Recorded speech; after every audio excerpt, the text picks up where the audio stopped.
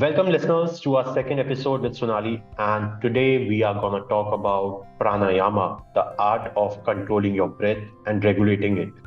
So, let's delve deeper into this profound aspect of yoga. And Sonali, before we start, any thoughts for our listeners, or should I start away with the questions? Yeah, you can just start away with the questions. They'll get clarity in that also. Awesome. So, listeners, the very first question is that pranayama is often described as an extension and control of breath.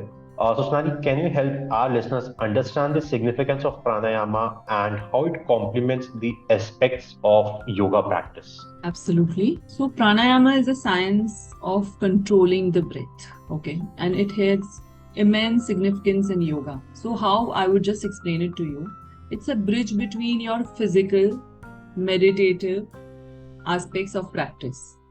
So, basically, prana is the life force. Okay.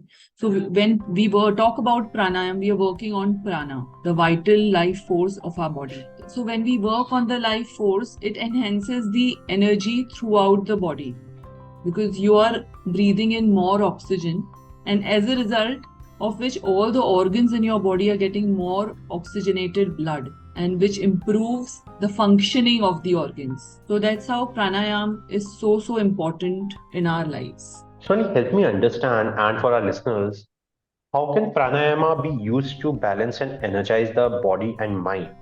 And are there any specific practices in pranayama that are better than the other, or that are more calming, or more give more energy giving than the other? Yeah, certainly pranayama has lots of different techniques of breathing, and I'll just introduce you with the names that which breathing techniques helps doing what. So we have Ujjayi pranayama and Nadi Shodhan, which helps focusing on the calming of nervous system and reducing stress. We have other detoxing pranayam which are called Kapalbhati and Bhastika. So they detox along with energizing the body. So those are, one is Kriya, Shatakriya in that, and one is a pranayam. Then we have Anulom Vilom, which is alternate nasal breathing, which is excellent for balancing the energy channels. It just, balances your whole Ida and Pingala Nadi. So it is getting that sense of balance in yourself. So, according to your priority in life, what you want to work on, do you want inducing relaxation in your day-to-day life, or you want to energize your body, you can practice those pranayams accordingly. So I would suggest you morning times you should do Kapalbhati and Bhastika, which are energizing, and evening time you should do Anulom Vilom, Ujjayi, which just calms your system down, so which makes you fall into sleep in a better way. So all of these techniques have such different benefits. So according to your priorities, you can just take what you wish to do. So, Afan, can you also help us understand? You just mentioned that we can do Ujjayi and Anulom Vilom during evening. A lot of experts also relate pranayama breathing practices with cure for various ailments, lifestyle ailments out there. So, can you help us give that relation as well? Which particular pranayama can be done for certain lifestyle ailments? Yeah, so basically, when you have anxiety, depression, you can try doing Nadi Shodhan. You can do Brahmari. Brahmari is also a kind of a pranayam in which it just calms your nervous system. So you can do these in anxiety and depression. And when you feel it's too hot, so that time we have Shitali and Shitakari. So actually, pranayam as a subject is quite deep. So in just a little few seconds, I won't be able to explain it to you to the depth. But yes, I can just give you the names. So these names, at least you can just hunt and find out what they are. So basically, Shitali Shitkari can be performed during summers to cool your system. So as I priorly mentioned, we have something even for your anxiety and depression. And we have balancing of nadis, which is Anulom Vilom, which is also in a way balances you when you are feeling you are just, haywire somewhere. I mean, you are not just focusing. You cannot just focus at a thing. So that time you can practice this. I mean, there are so many other different benefits according to the ailments, but it's just few of them that I just made you introduced to. I'm definitely sure, Sonali, our listeners would be, finding this really enriching and informative. So, just extending onto this part, Sonali, pranayama, and I guess you touched upon as well a bit in the starting on this point, that pranayama does help in enhancing concentration and mental clarity. And that's an aspect that students go through a lot. And we are doing this podcast at a time. अभी board exams आने वाले हैं बच्चों के. We are sitting in November, and next 4 months are going to be really crucial for a good number of students out there in India. So how can pranayama, really help the students who are going to appear for their board exams and other annual exams get better concentration, mental clarity? Yeah, so as I rightly said before also, so techniques like Kapalbhati, Bhramri, what happens in that? It increases the oxygen supply to the brain. And as the oxygen supply is increased to the brain, it promotes more alertness and focus, which is needed for students to study. I mean, you don't have to follow a routine of same time in pranayam. The only thing is you have to have your stomach a little empty. So you can, if you are having focus issues, then you can try doing anulom vilom before breakfast, before lunch, and before dinner. And then you see so much of change. Even your stress levels will go down. Even you will be able to focus on your task in a much better way. So this is one tip that I would surely tell everyone, that you please try implementing this in your life as a daily routine. And when you're just sitting on your table, as in a breakfast table, when you're sitting, just prior the breakfast, you can just do anulom vilom and you're good to go. And see how the whole day goes by because of practicing this.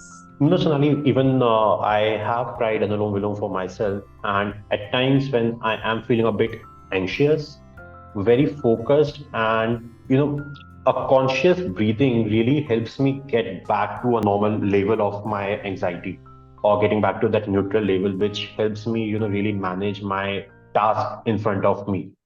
So I think Anulom Vilom is a sort of a secret weapon that any individual out there in the world can use for their benefit, and bringing back that lost focus at times which happens during the day because of umpteen number of triggers that are just moving around us. True, absolutely true. So this I myself have practiced, and I've seen a solid change in me. I mean, unexpected change in me. So I would say at this point, when I was having a medical issue and I could not sleep, so those pills were not working. The sleeping pills were not working.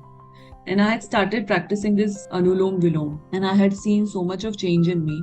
So I would personally tell each and every student, each and every leader of the company, or any of the employee who have to actually be very sharp in decision making, and have to be very managing the task in a very nicer way. They should do this pranayam for sure. And Sunny, as you just mentioned कि जब अनुलोम विलोम करें तो पेट खाली होना चाहिए. Are there, when we're doing any other pranayama practice, are there any precautions and contradictions that we should, as beneficiary of pranayama, be aware of and should keep in mind before we start our pranayama practice on any given day? Yeah, so you have to be empty stomach at least 2 to 3 hours before. So as I told you, before breakfast, before lunch, before dinner. So that time the stomach is quite empty. That's the reason you're eating, right? Yeah, but then people are there who keep on eating even without hunger. That's a very, very bad practice of eating. You should not do that. So empty stomach is the ideal time to practice your pranayam to get the maximum benefit. And is there any pranayam which people can practice on a filled stomach, like if they have had their meals, but उसके बाद उनको anxiety हो रहा है, थोड़ा सा stress feel हो रहा है, तो उस टाइम पे वो कौन सा ऐसा प्राणायाम है जो कर सकते हैं, या फिर प्राणायाम खाली खाली पेट पे ही करना होता है? खाली पेट पे करोगे तो बेटर है. आप जब भी खाना खाते हो तो आपकी एनर्जी डाइजेशन प्रोसेस में इन्वॉल्व हो जाती है.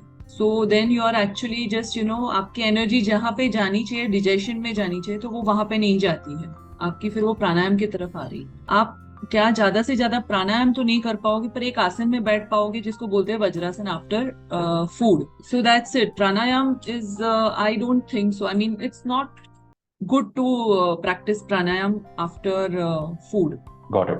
I hope our listeners are getting the clarity that, and it's clearing their doubts they had about pranayama.